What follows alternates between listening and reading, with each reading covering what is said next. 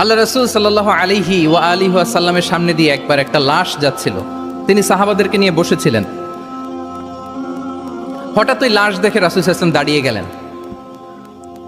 সাহাবারা বললেন, ইয়া রাসূলুল্লাহ, ইন্নাহু ইয়াহুদি, এটা ইহুদির লাশ। কার লাশ? জুইশ, ইহুদির লাশ।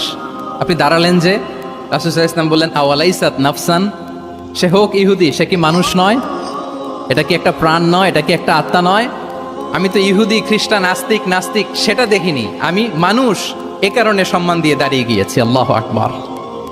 তাহলে ইসলাম হচ্ছে দ্য রিলিজিয়ন অফ হিউম্যানিটি, মানবতার ধর্ম।